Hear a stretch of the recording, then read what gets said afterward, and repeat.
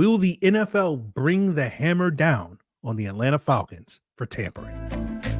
You are Locked On Falcons, your daily Atlanta Falcons podcast. Part of the Locked On Podcast Network, your team every day.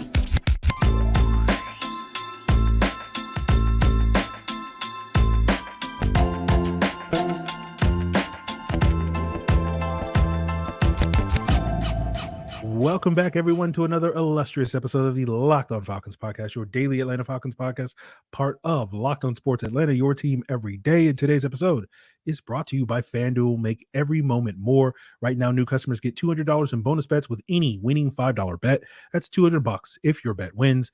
Visit FanDuel.com/lockedon to get started.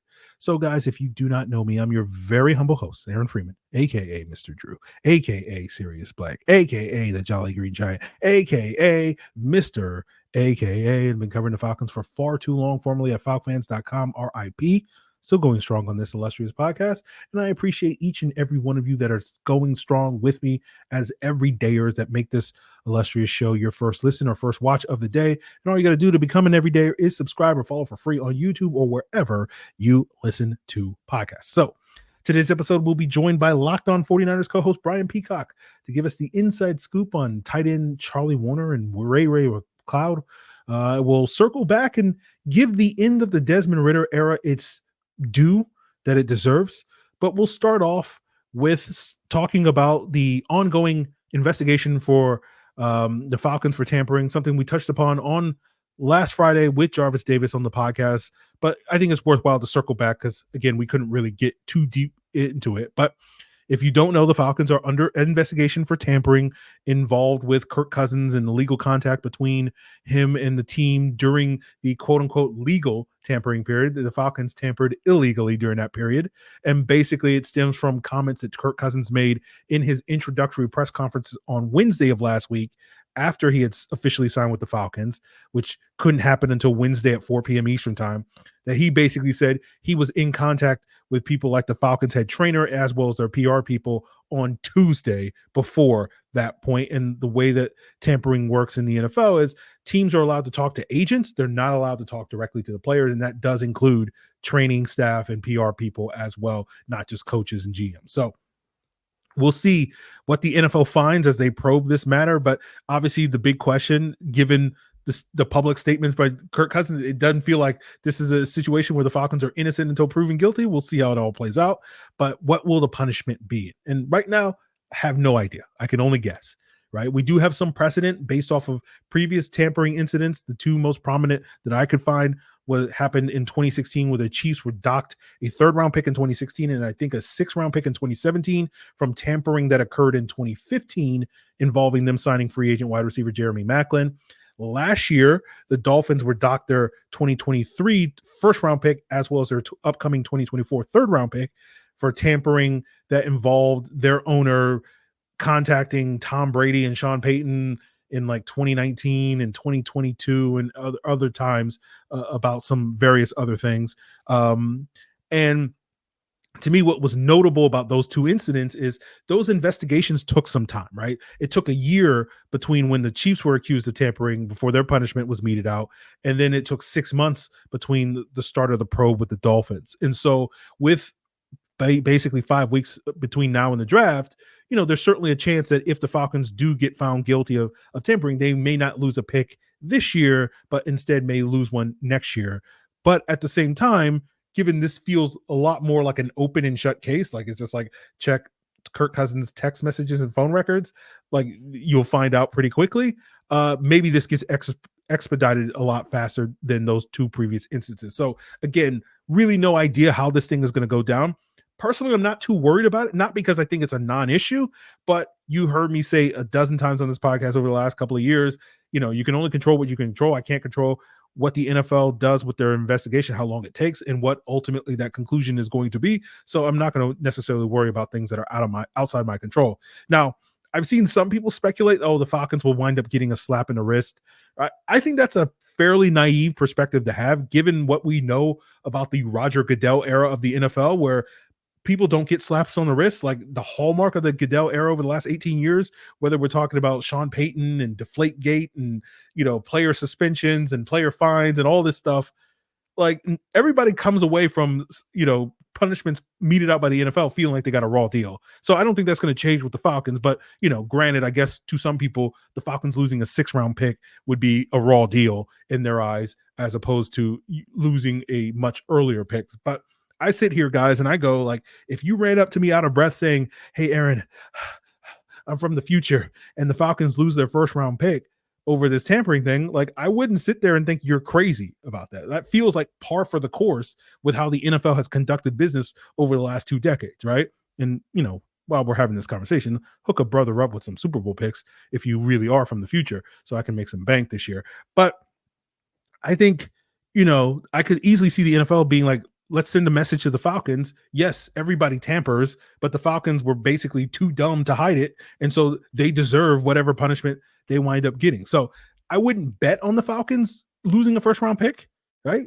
Because from what I understand, when the Dolphins lost that was based off of like a serial disregard of the rules in involving their ownership, meeting with Tom Brady on his yacht multiple times and all this stuff that went into that. But I wouldn't be shocked if the Falcons lost their 2nd or 3rd-round pick. I think those are definitely on the table as part of this. So we'll see how that goes. Maybe it's less than that. Maybe it's more than that. We'll see. I wouldn't make any assumptions at this point in time.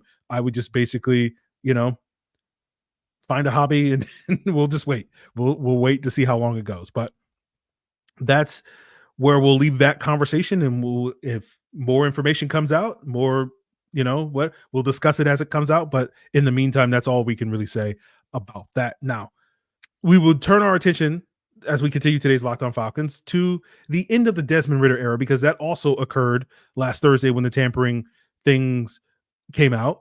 It didn't get the attention it deserved. And so I think it's time that we finally put a button on the end of the Desmond Ritter era with last week's trade. And we'll do that to continue today's Locked On Falcons.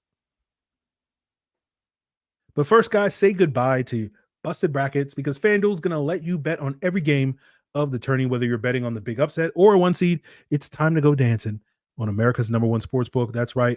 FanDuel's offering new customers $200 in bonus bets if your first $5 bet wins. That's $200 to use on point spreads, money lines. You can even pick who's going to win it all, right, in the college tournament. And if you're not into March Madness, FanDuel has great odds on the upcoming NFL draft. Right, Dallas Turner is currently the favorite to be the 8th overall pick, but you can get great odds on Jared Verse and Quinyon Mitchell and Roma Dunze, Malik Neighbors, Brock Bowers, and so many more. So many other draft props available for you. All you got to do to take advantage of it is visit FanDuel.com/lockedon. You can bet on the NFL draft. You can bet on anything, as well as college hoops, until they cut down the nets. So if you're stuck watching Fox Sports and ESPN all day and you're tired of all the yelling, why not make the switch over to Locked On Sports Today, the free 24/7 sports streaming channel program for you every day to bring you the big stories without all the screaming. Locked On Sports Today brings you that can't miss analysis, opinions, and news, streaming 24/7 on YouTube or the free Amazon Fire TV channels app, part of the Locked On Podcast Network, your team every day. So we didn't spend enough time talking about this last week because so many things happened that last Thursday, but let's finally put a button on the Desmond Ritter era, right? As you guys know, he was traded last Thursday to the Arizona Cardinals in exchange for Rondale Moore. I figured a trade of Desmond Ritter was potentially on the table, but probably in the future, maybe at the end of training camp, we would probably have him battle it out with a rookie to be that QB2 behind Kirk Cousins. Obviously, that's not going to be the case. Instead, we'll get Taylor Heineke in that role, much to my chagrin. But, and because the Falcons are paying Taylor Heineke $9 million against their salary cap, I'm not as optimistic that they're going to wind up drafting a quarterback this year as I would have been if Desmond Ritter was penciled into that role. But we'll see how that all plays out. Now, everydayers know I spent a large chunk of the last 18 months of this podcast supporting the team's decision to roll with Desmond Ritter in 2023. I've heard some feedback from a handful of people, especially in the week leading up to the Kirk Cousins signing, that, my support of Ritter meant that I had zero credibility when it came to the Falcons quarterback situation. Obviously, got it pretty right on the Kirk Cousins thing. But what I'm trying to say is, like, I don't have any regrets over anything I said over that 18-month period about Desmond Ritter or the Falcons for the most part, right? You know, I don't look at it as like, oh, I was wrong. I just look at it, and again, maybe this is just me never admitting I was wrong about anything, but like I just look at it from a perspective of like things didn't work out, right? I thought the ups and downs that we experienced early on in 2023 under Desmond Ritter were par for the course. My hopes were that the run game and the defense would stabilize things so that you weren't living and dying so much based off of his early inconsistencies that you often get with a young rookie quarterback. I think the defense showed up.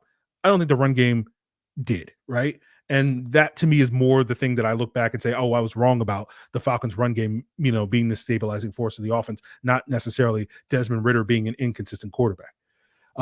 And as we talked about, as we got towards the end of the season, one of the constant refrains we had on the podcast is not how you start, is how you finish.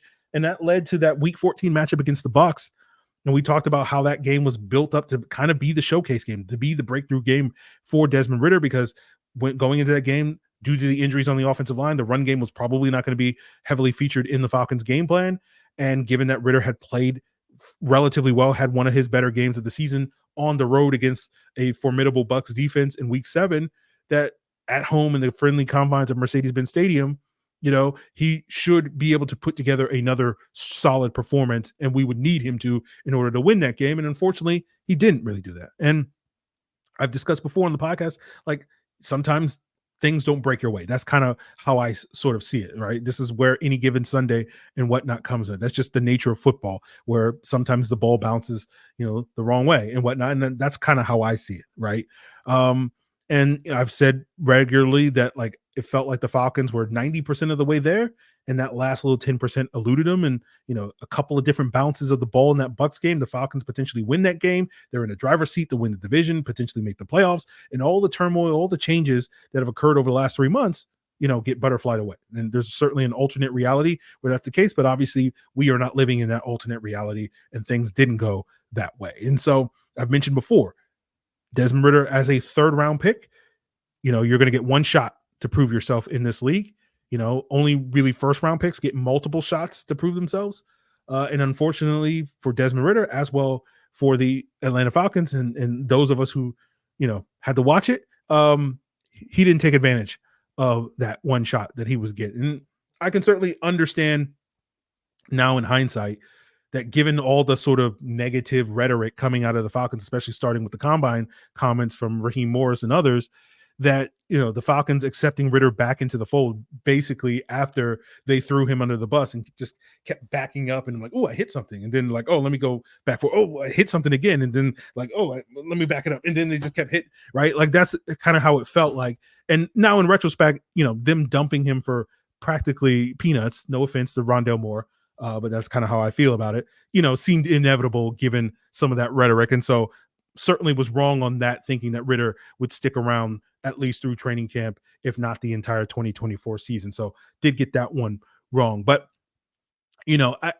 in terms of the Ritter era, I've seen some rhetoric from people online, like, it's one of the darkest eras of Falcons football. I don't think so. But obviously things didn't work out for the Atlanta Falcons, but, in the rich history of darkness for the Atlanta Falcons, like it's probably not even the top 10.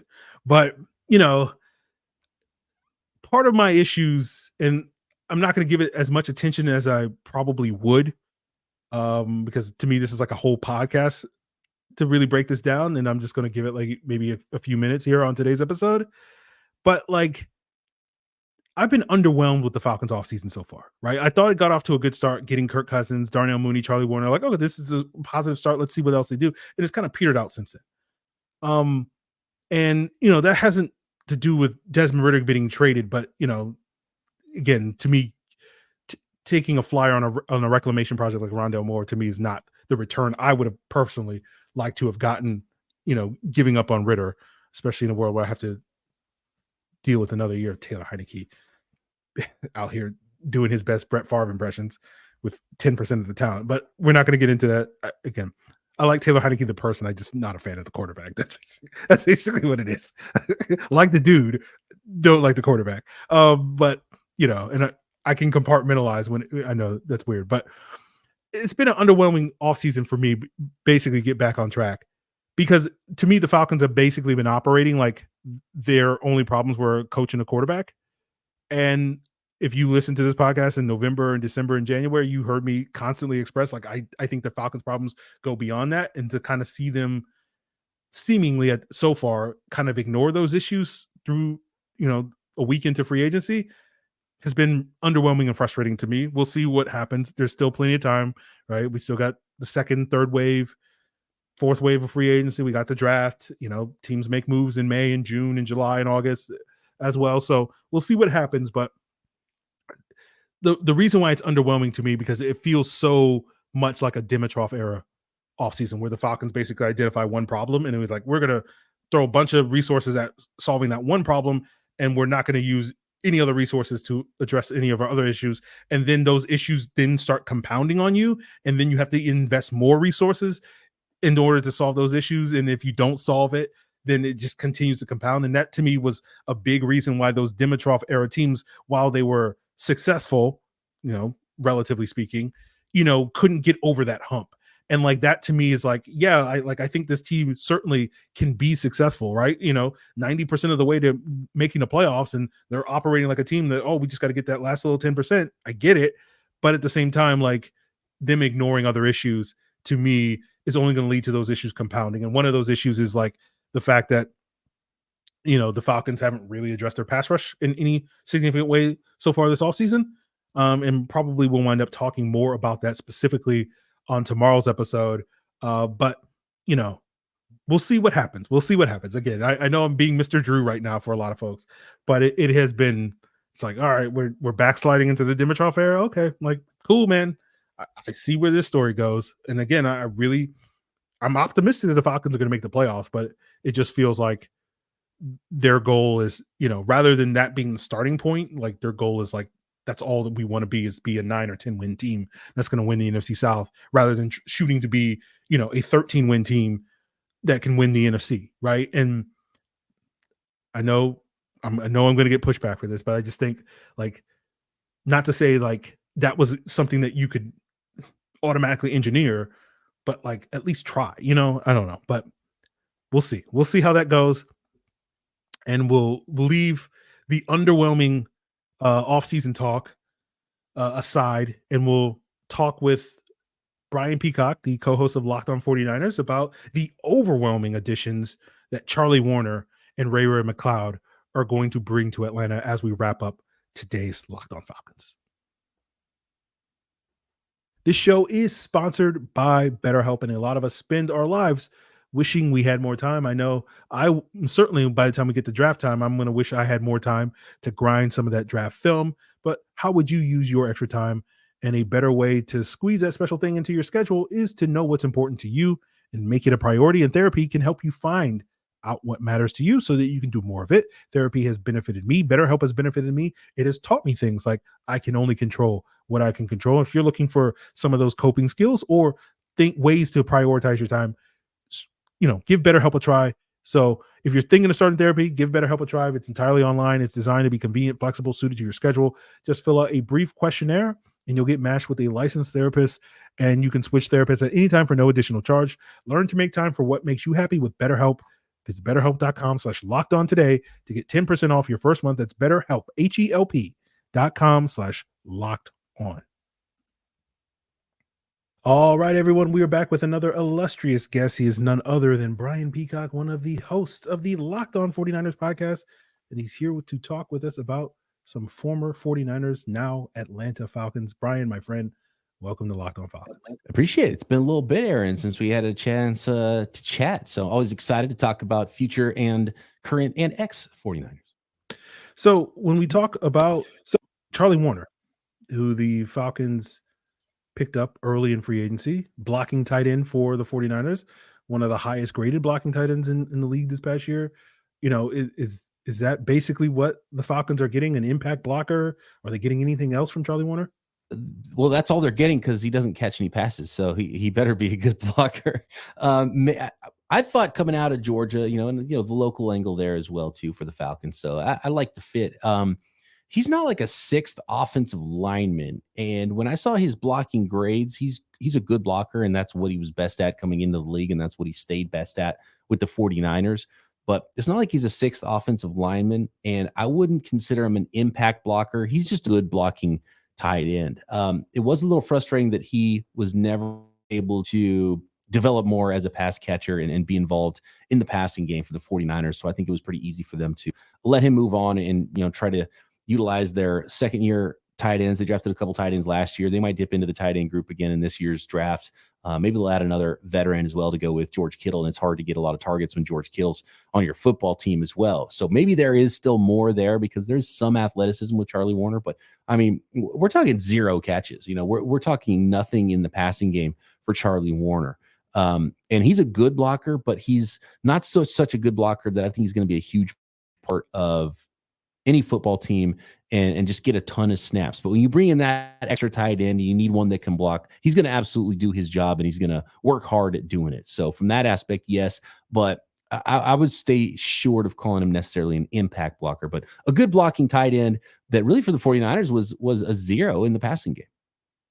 Now, I'm curious on that notion of him being a 0 in the passing game, because I think the assumption that a lot of people would make is if Kyle Shanahan can't get more out of you in the passing game, then there's probably not a whole lot left for anybody else to get out of that. But I guess my question would be, based off of that assumption, was it just because the 49ers have so many other better options that even if they could get more out of Charlie Woerner in the passing game, it's like he's the 6th best option on any given play to throw the football to, and so therefore, why throw him the football?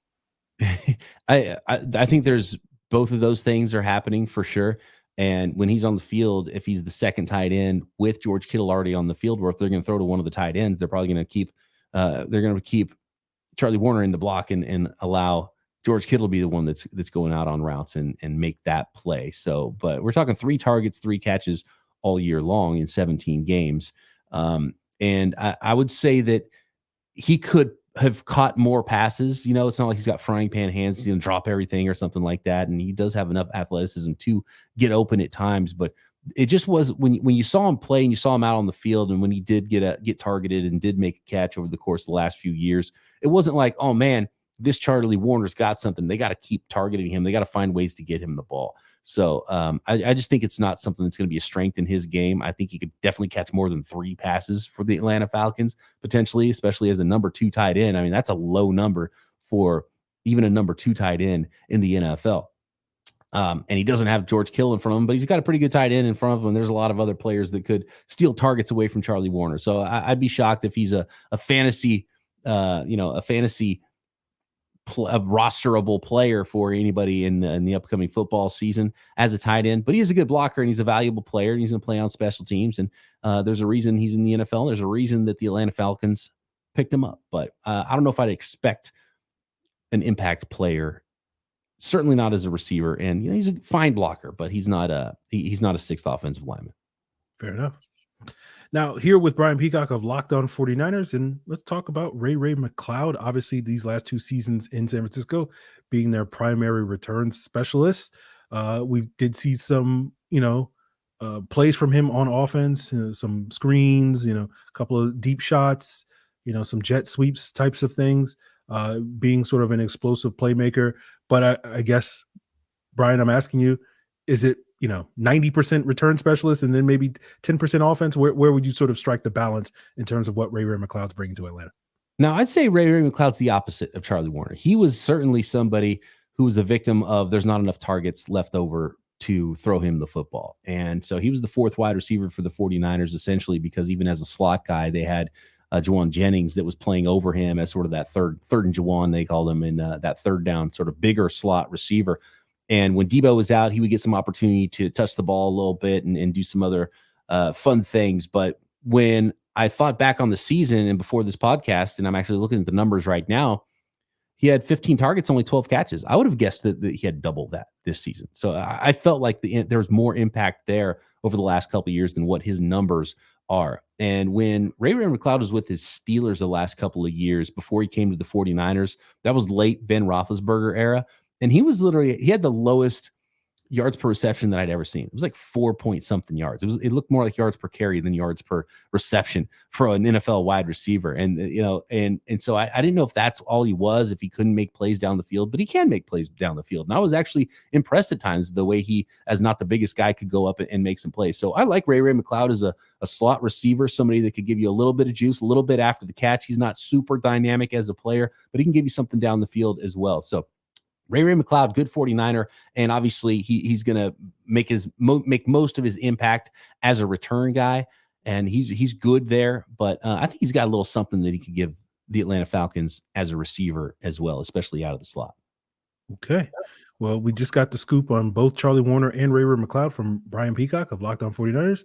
Let the listeners know if they decide to saunter over to that side of the Locked On Podcast Network. What are some of the things that you and Eric Crocker will be talking about in the coming days and weeks? Oh, it's draft season. We're talking about all kinds of draft prospects who might be there for the 49ers late, break down some NFL news as well, as we do daily here on the network. And you also check me out on the Peacock and Williamson NFL show covering the entire league. So we might be a little bit of Falcons talk over there. And they've been a team that's very worthy of being talked about this offseason. I think Falcons fans are probably pretty excited, and I'm pretty excited to see what the Falcons look like this year with Kirk Cousins. And we'll see if they get a draft pick taken away for tampering on Kirk when he was, putting his kids in school before the tampering period even started. I don't know. I know we don't have time to go down that road, but that's an interesting one there. So Niners actually just got a draft pick taken away today for some accounting errors. So I don't know what the penalty would be for true tampering in the NFL. Yeah, I'm not looking forward to that day of finding out, Brian, is basically where we're at now. So we'll see. Thank you for reminding me. And we'll end this little segment on that negative note. So, guys, that's going to do it for us here on today's Locked On Falcons. I want to thank Brian Peacock for joining us and getting into the nitty gritty of, third string tight ends or blocking tight ends. I guess Charlie Woerner is going to be the second string tight end, as well as return specialist. I love special teams. So, this is my type of conversation. We could do, 15 different podcasts talking about this stuff, but that's where we'll leave it. We'll probably break into the pass rush conversation tomorrow, talk maybe about Hassan Reddick, what he could bring to the table, as well as, I do want to talk a little bit about what a Charlie Woerner could add to the run game as well, potentially. So that may be on deck, and we'll see if the Falcons, whelm me with a roster move or two in the next 24 hours. So maybe we'll talk about that on the podcast. So continue to make us your first listen. Check out Locked On Sports Today, Locked On Sports Atlanta, 24/7 streaming channel, as well on the Amazon Fire TV channels app, which is free. It's all part of the Locked On Podcast Network, your team every